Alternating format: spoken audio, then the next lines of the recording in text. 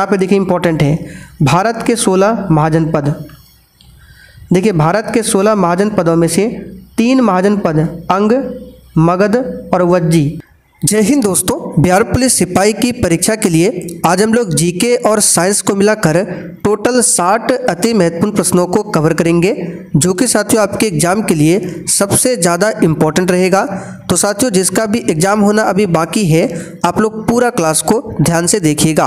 और साथियों सेशन के लास्ट में कुछ इंपॉर्टेंट टॉपिक को भी कवर करेंगे और उसका आपको नोट्स भी देंगे, जहाँ से आपके एग्जाम में क्वेश्चन पूछे जाने की काफ़ी ज़्यादा चांसेस है। तो सबसे पहले हम लोग एमसीक्यू को कवर करेंगे, उसके बाद लास्ट में आपको इम्पोर्टेंट टॉपिक का नोट्स भी देंगे, ठीक है।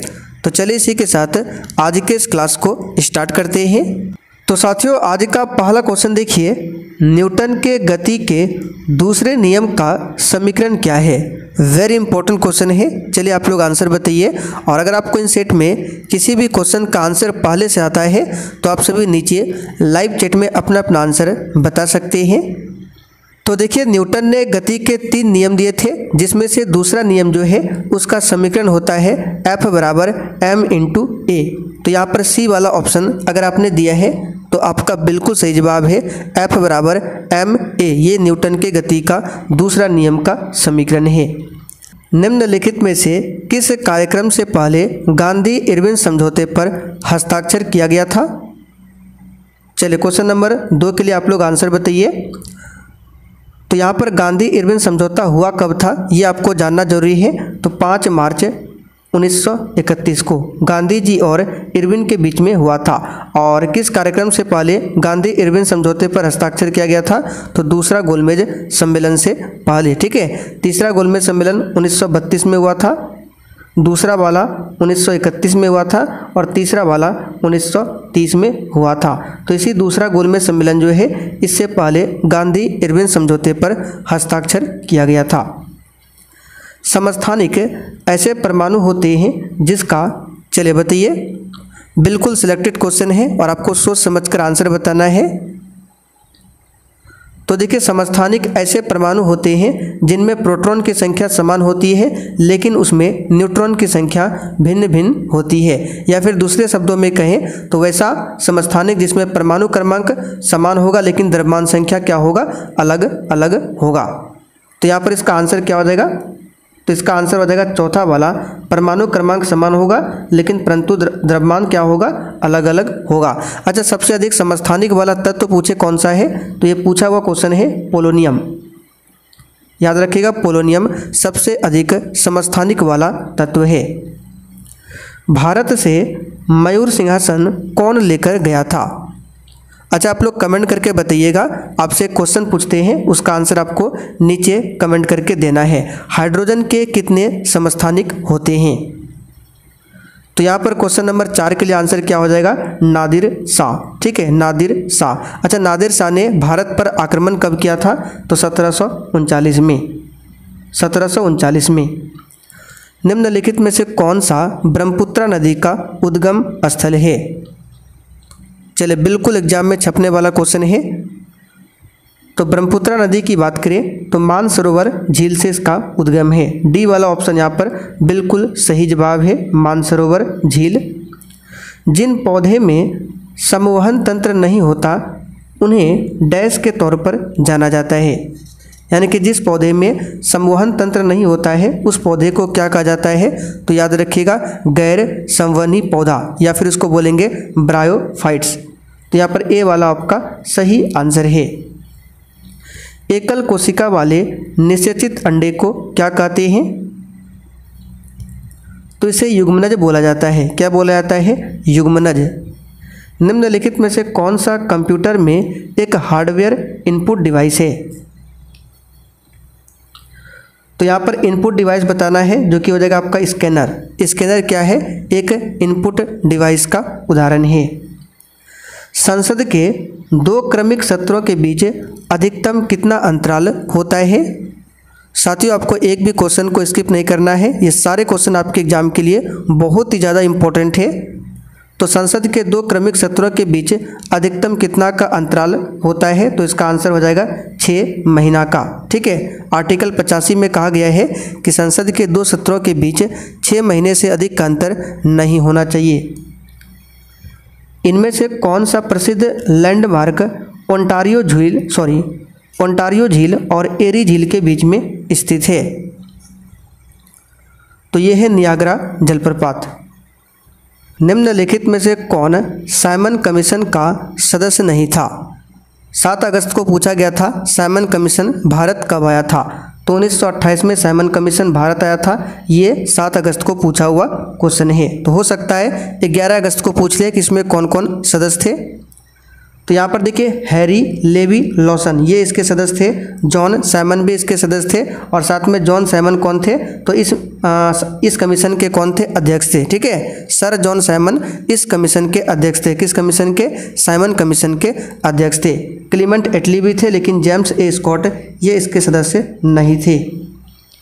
अंतर्राष्ट्रीय आज़ाद बाल दिवस हर वर्ष किस तिथि को मनाया जाता है? तो ये मनाया जाता है, याद रखिएगा, 25 मार्च को। ठीक है, राष्ट्रपति और उपराष्ट्रपति दोनों की अनुपस्थिति में भारत के राष्ट्रपति का कार्यभार कौन संभालता है? तो बहुत ही सिंपल सा क्वेश्चन है, भारत का मुख्य न्यायाधीश। वर्तमान में भारत के मुख्य न्यायाधीश कौन है? तो 50वें नंबर के चीफ जस्टिस ऑफ इंडिया है DY चंद्रचूड़।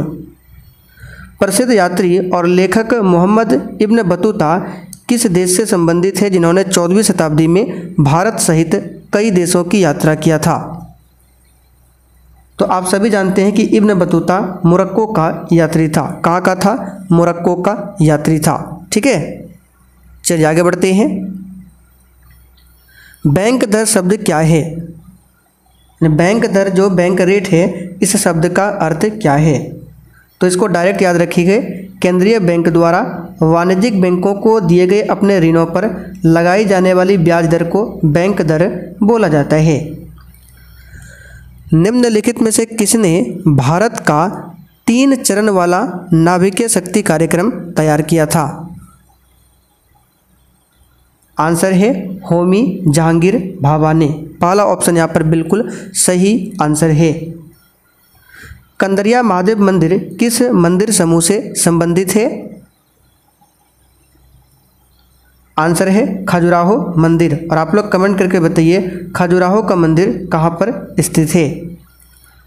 निम्नलिखित में से कौन सा युग्म सुमेलित नहीं है? एक तरफ है प्राकृतिक धरोहर स्थल और दूसरी तरफ है उसका स्थान। तो यहाँ पर सुमेलित कौन सा नहीं है ये आपको बताना है। तो देखने से ही पता चल रहा है एलिफेंटा गुफाएं कर्नाटका में नहीं है, ये कहाँ पर है? तो महाराष्ट्र में है। ठीक है, महाराष्ट्र में है एलिफेंटा की गुफाएं। तो बी वाला ऑप्शन यहाँ पर आपका क्या हो जाएगा? गलत हो जाएगा। ठीक है, चलिए। दादा भाई नौरोजी किस वर्ष यूनाइटेड किंगडम में हाउस ऑफ कॉमन्स के पहले भारतीय सदस्य बने थे? चलिए बताइए। यहाँ से क्वेश्चन ये भी बन सकता है कि बताइए यूनाइटेड किंगडम में हाउस ऑफ कॉमन्स के पहले भारतीय सदस्य कौन बने थे? तो दादा भाई नौरोजी, जिनको भारत का वृद्ध पुरुष कहा जाता है। और इनकी प्रसिद्ध पुस्तक याद रखिएगा, poverty and un British rule in India. तो फिलहाल यहाँ पर इस क्वेश्चन का आंसर क्या हो जाएगा? चलिए, इसका आंसर हो जाएगा आपका 1892। उस एंजाइम का नाम बताइए जिसका उपयोग प्रोटीन को पेप्टाइड में रूपांतरित करने के लिए किया जाता है। इस क्वेश्चन को भी पहले हमने बहुत बार कराया है। चलिए बताइए इसका आंसर क्या होगा? इसका आंसर हो जाएगा पेप्सिन। भारत में सर्वाधिक उपलब्ध एवं सर्वाधिक सघन रूप से कृषि हेतु प्रयोग की जाने वाली मिट्टी कौन सी है? तो ये हो जाएगा आपका जलोढ़ मिट्टी। भारत में सबसे अधिक जलोढ़ मिट्टी है। काली मिट्टी का दूसरा नाम रेगुर मृदा है। इसमें सबसे अधिक कपास की खेती होती है। लाल सागर और भूमध्य सागर को जोड़ने वाला जलडमरू मध्य कौन सा है?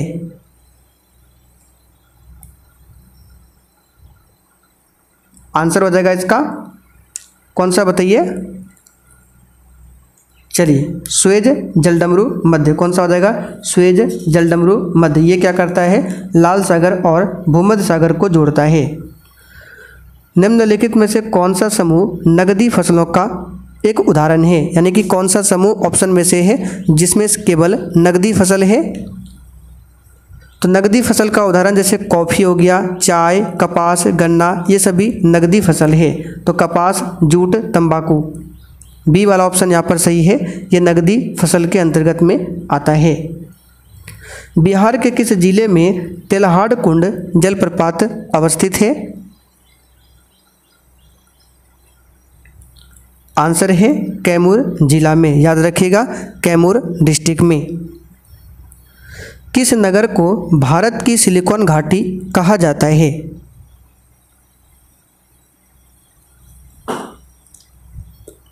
ये तो सिंपल सा क्वेश्चन है। कर्नाटक की राजधानी बेंगलुरु को।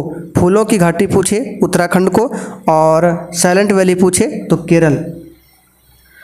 निम्नलिखित में से कौन सी नदी अपना रास्ता बदलते रहने के लिए प्रसिद्ध है? तो यह है कोसी नदी, जिसको बिहार का शोक भी कहा जाता है। दामोदर को बंगाल का शोक बोला जाता है। निम्नलिखित में से कौन सही सुमेलित नहीं है?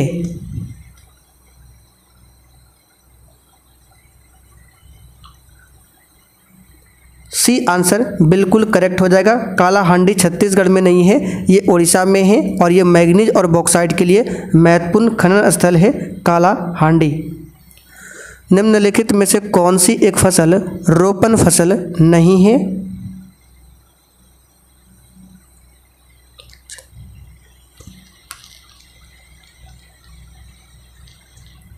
आंसर क्या आ जाएगा? एक, यानी कि गन्ना। ठीक है, ये रोपण फसल नहीं है। डी वाला ऑप्शन आपका सही जवाब है। बाकी कहवा, रबड़, गर्म मसाला हो गया, चाय हो गया, ठीक है, ये सभी क्या है? रोपण फसल है। सबसे पुरानी चालू रिफाइनरी कौन सी है, यानी कि कहाँ पर है? सिंपल सा क्वेश्चन है, इसका आंसर होगा असम के डिगबोई में। कहाँ पर है? असम के डिगबोई में। निम्नलिखित में से कौन सी रेखा दो देशों के बीच सीमांकन रेखा नहीं है? आंसर है अंतर्राष्ट्रीय दिनांक रेखा। बाकी मैकमोहन, रेड क्लिप, डूरंड, ये आप सभी जानते हैं। McMahon Bharat China, red clip Bharat Pakistan, Durand Afghanistan और पाकिस्तान। मृदा के कटाव को रोकने के लिए बड़े पैमाने पर वृक्ष लगाने को क्या कहते हैं? आंसर है वनीकरण। समदाब रेखाएं निम्नलिखित में से किसको प्रदर्शित करती है? आंसर है समान वायुमंडलीय दाब को। अधिकतम जैव विविधता कहाँ पाई जाती है? आंसर है उष्णकटिबंधीय वर्षा वन में। अमृत बाजार पत्रिका की स्थापना किसने किया? तो इसका आंसर होगा शिशिर कुमार घोष ने। किसने? शिशिर कुमार घोष ने। किसने 1873 में सत्यशोधक समाज की स्थापना किया था? आंसर है ज्योतिबा फूले ने। ठीक है, अब यहाँ से कुछ और इम्पोर्टेंट प्रश्न है, आपको बता देते हैं। अगर ब्रह्म समाज की स्थापना पूछे तो 1828 में राजा राम मोहन राय ने किया था। आदि ब्रह्म समाज की स्थापना पूछे तो 1866 में देवेंद्रनाथ टैगोर ने किया था। भारतीय ब्रह्म समाज पूछे तो इसकी भी स्थापना 1866 में केशव चंद्र सेन ने किया था। और प्रार्थना समाज की स्थापना 1867 में आत्माराम पांडुरंग ने किया था। गोपाल कृष्ण गोखले ने 1905 में सर्वेंट ऑफ इंडिया सोसाइटी की स्थापना किया था। बिहार सोशलिस्ट पार्टी के संस्थापक कौन थे? आंसर है जयप्रकाश नारायण। ठीक है, जयप्रकाश नारायण ने 1931 में इसकी स्थापना किया था। जयप्रकाश नारायण को लोक नायक भी बोला जाता है और इन्होंने संपूर्ण क्रांति का नारा दिया था। सर्वोदय शब्द का प्रयोग सर्वप्रथम किसने किया था? आंसर है महात्मा गांधी ने। एक उच्च न्यायालय का न्यायाधीश अपना त्यागपत्र संबोधित करता है।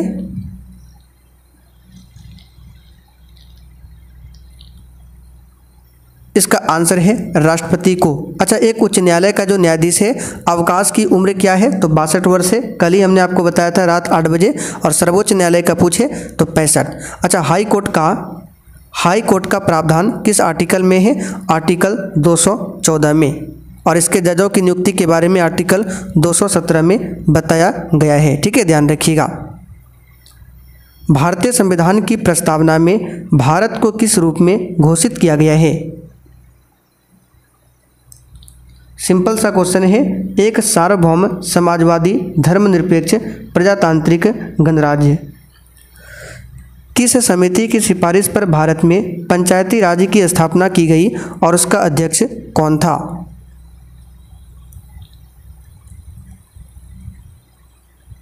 आंसर है बलवंतराय मेहता समिति। अच्छा, इस समिति का गठन कब हुआ था, तो 1957 में बलवंतराय मेहता समिति का गठन हुआ था। पनामा नहर जोड़ती है, आपके एग्जाम में पूछा गया था सुएज नहर, तो हो सकते पूछ ले पनामा नहर पूछ ले। तो पनामा नहर जोड़ती है प्रशांत महासागर को, सॉरी यहाँ पे क्या पूछा गया, किसको जोड़ती है ना, तो ये जोड़ती है उत्तरी अमेरिका एवं दक्षिणी अमेरिका को जोड़ती है। और ये अलग किसको करता है, तो प्रशांत महासागर और अटलांटिक महासागर। ठीक है, प्रशांत महासागर और अटलांटिक महासागर को ये अलग करता है और उत्तरी अमेरिका एवं दक्षिणी अमेरिका को जोड़ता है। भारत में यारलुंग जांगबो नदी को किस नाम से जाना जाता है।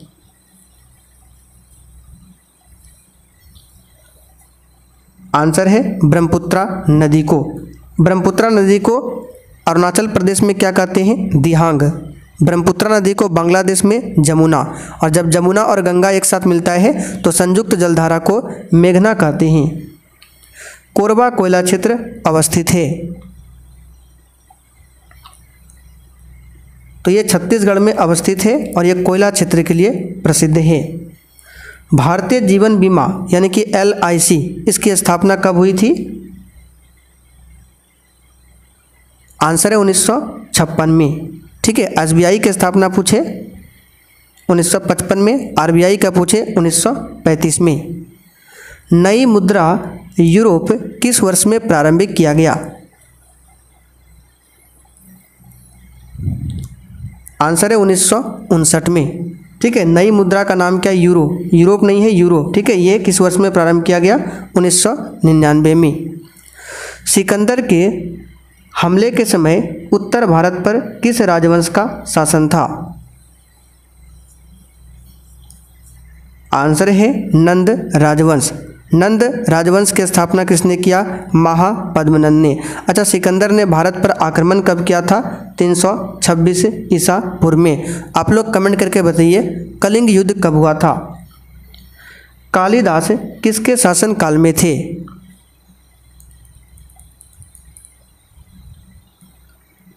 आंसर है चंद्रगुप्त द्वितीय के शासन काल में।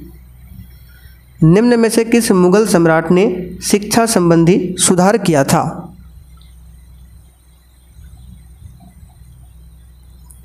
आंसर है अकबर ने। गुरु नानक ने अपना उत्तराधिकारी किसे नियुक्त किया था। आपके एग्जाम में पूछा गया था गुरु नानक का जन्म कहाँ पर हुआ था, तो 1469 में गुरु नानक देव का जन्म होता है तलवंडी में। ठीक है, कहाँ पर, तलवंडी में, ध्यान रखिएगा। गुरु गोविंद सिंह का जन्म याद रखिएगा 1666 में हुआ था। कहाँ पर, तो पाटलिपुत्र में। और उन्होंने खालसा पंथ की स्थापना किया था 1699 में। ठीक है, तो फिलहाल इस क्वेश्चन का आंसर क्या होगा, गुरु अंगद देव। तिनकठिया कानून किस स्थान पर किसकी खेती से संबंधित है। आंसर है चंपारण नील की खेती से, जो कि 1917 में हुआ था। उस भारतीय का नाम क्या था जिसने तीनों गोलमेज सम्मेलन में भाग लिया था। आंसर है BR अम्बेडकर। महात्मा गांधी ने केवल दूसरे गोलमेज सम्मेलन में भाग लिया था। संपत्ति का अधिकार अब क्या है। आंसर है कानूनी अधिकार। राज्यसभा का सभापति अपना त्यागपत्र किसे संबोधित करता है। ये क्वेश्चन भी एग्जाम में आया था। तो राज्यसभा का सभापति कौन होता है? उपराष्ट्रपति। और उपराष्ट्रपति अपना किसको देगा त्यागपत्र? राष्ट्रपति को। निम्न में से कौन सा मूल अधिकार आपातकाल के समय निलंबित नहीं हो सकता है?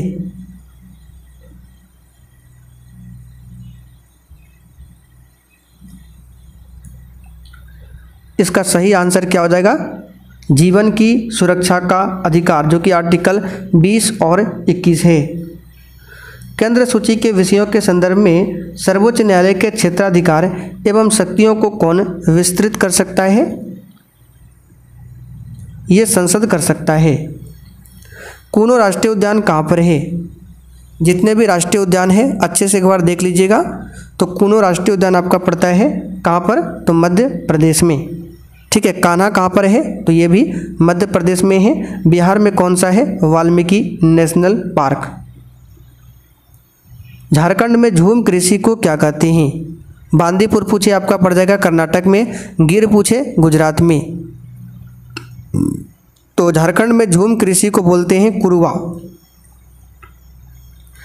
डैश जैसे सरल जीवों को यदि कई टुकड़ों में काट दिया जाए तो प्रत्येक टुकड़ा विकसित होकर पूर्ण जीव का निर्माण कर देता है।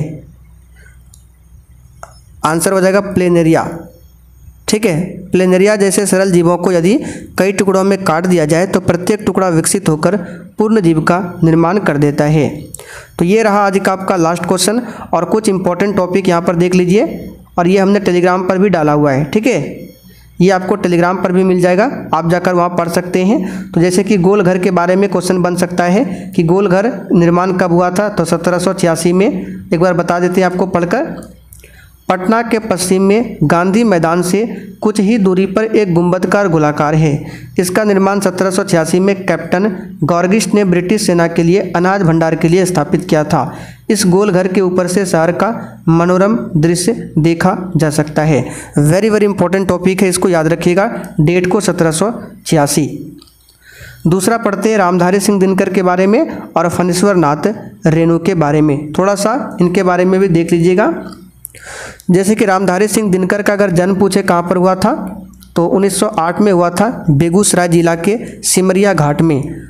और दिनकर जी राष्ट्रकवि थे, ध्यान रखिएगा। राष्ट्रकवि दिनकर जी को सन 1960 में संस्कृत के 4 अध्याय नामक ग्रंथ पर साहित्य अकादमी पुरस्कार और 1972 में उर्वशी नामक महाकाव्य पर ज्ञानपीठ पुरस्कार दिया गया था। ये वाला इंपॉर्टेंट है, 1972 और उर्वशी। अगर आपसे पूछे उर्वशी किसकी रचना है, तो रामधारी सिंह दिनकर, और इनको इसी उर्वशी पर ज्ञानपीठ पुरस्कार मिला था 1972 में। आइए फणीश्वर नाथ रेणु की बात करें। तो फणीश्वर नाथ रेणु एक महान स्वतंत्रता सेनानी और साहित्यकार थे, जिनका जन्म पूर्णिया जिले के औराही हिंगना गांव में हुआ था। इन्होंने 1942 के भारत छोड़ो आंदोलन में सक्रिय रूप से भाग लिया था। इन्होंने साहित्यिक रचना में महत्वपूर्ण योगदान दिया है। इनकी रचना जैसे कि मैला आंचल हो गया और परति परिकथा। नागार्जुन का वास्तविक नाम पूछे वैद्यनाथ मिश्र था, और इसका जन्म हुआ था दरभंगा के सतलाखा गांव में। अब आइए यहाँ पर देख लीजिए कुछ इंपॉर्टेंट और भी टॉपिक है, जैसे हड़प्पा युगीन साक्ष्य ओरियम। जैसे हड़प्पा युगीन साक्ष्य कहाँ कहाँ से मिले हैं, तो भागलपुर से मिले हैं, चिरांद से मिले हैं, गया से मिले हैं, राजगीर वैशाली में भी मिले हैं। पाषाण युगीन साक्ष्य कहाँ से मिले हैं, तो यहाँ पर इसको पढ़ सकते हैं पूरा। ठीक है, आपको मिल जाएगा ये टेलीग्राम पर। आइए यहाँ से इम्पोर्टेंट आपको बताते हैं। और ये वाला बिहार में ताम्र युगीन, इसको पढ़ लीजिएगा। ये अवशेष चिरांद से मिले हैं। चिरांद कहाँ पर है, सारण में है। चलिए अब ये है आपके लिए वेरी वेरी इंपॉर्टेंट, हमने बताया था महाजन पद के बारे में। ठीक है, टोटल 16 महाजन पद है और डिटेल में यहाँ पर बताया गया है। वज्जी संघ का लिच्छवी गणराज्य इतिहास का प्रथम गणतंत्र राज्य बना। वज्जी संघ के अंतर्गत वैशाली की नगर वधु के पद पर प्रसिद्ध नर्तकी आम्रपाली की नियुक्ति की गई थी, जिसका संबंध मगध नरेश बिंबिसार के था। अच्छा, मगध पर सबसे पहला शासन किसका था, तो बिंबिसार यानी हर्यक वंश का। ठीक है, इस बात को ध्यान रखिएगा।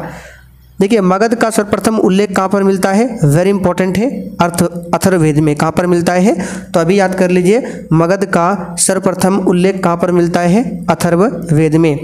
कालांतर में मगध उत्तर भारत का सर्वाधिक शक्तिशाली महाजनपद था। ये भी क्वेश्चन आया था कि सबसे शक्तिशाली महाजनपद कौन था, तो याद रखिएगा मगध। मगध की प्राचीन राजधानी पूछे तो राजगिरी या फिर ग्रीवरज। साथियों जो हम आपको करा रहे हैं इस पर स्टार मार्क लगा लीजिए, वेरी इंपॉर्टेंट रहेगा, यहाँ से क्वेश्चन एग्जाम में आएगा। तो राजगिरी या फिर ग्रीवज थी जो 5 पहाड़ियों से घिरा था। कालांतर में मगध की राजधानी पाटलिपुत्र में फिर स्थापित हुआ था बाद में, ठीक है, लेकिन प्रारंभिक राजधानी राजगिरी या फिर ग्रीवरज।